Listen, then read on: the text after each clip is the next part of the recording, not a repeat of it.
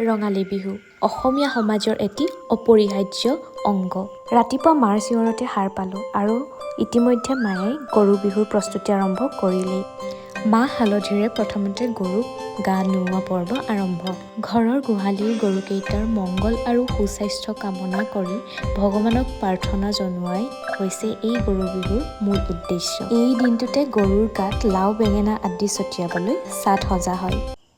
এই মধুৰ ক্ষণতে দীঘলতি আৰু মাখিয়তীয়ে গৰুৰ গাত কোবোৱা প্ৰথাও এই বিহুৰে এটি নিয়ম। চাটত থকা সকলো লাও বেঙেনা নামাৰি কিছু অংশ চাটতে ৰখা হয়। এইবাৰ যে তগৰ ফুলজোপায়ো প্ৰাণ পাই ফুলিছে।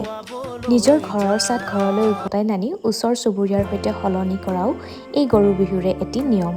সুন্দৰ নিপোটল স্বাস্থ্যৰ কামনা কৰি কয়, লাও খা বেঙেনা খা বছৰে বছৰে বাঢ়ি যা, মাৰ সৰু বাপেৰ সৰু তই হবি বৰ গৰু।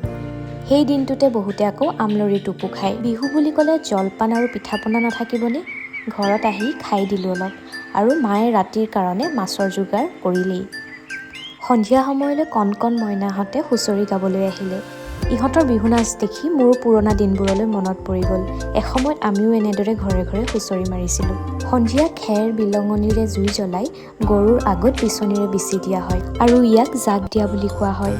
কোৱা হয় যে গৰু বিহুৰ দিনা ঘৰৰ গৰুকেইটাক জাক দিয়াৰ পিছতহে বিচনী ব্যৱহাৰ কৰা হয়। এয়া হৈছে তৰা পঘা খুৰাই বনাই আছে। গৰু বিহুত নতুন পঘা দিয়াও এক উল্লেখযোগ্য নিয়ম। সন্ধিয়া সময়ত মায়ে চাকি দিব গৈছে ভঁৰালৰ আগত আৰু সন্ধিয়ালৈ মৃতকতো দিয়া হয়। আজি আকৌ 100 এবিধ শাকৰো আঞ্জা খায়। আজি এই ভিডিঅ'টোত যিমানখিনি নিয়ম আপোনালোকক দেখুৱাব পাৰিলোঁ দেখুৱালোঁ। আজিলৈ আহিছোঁ, বাই।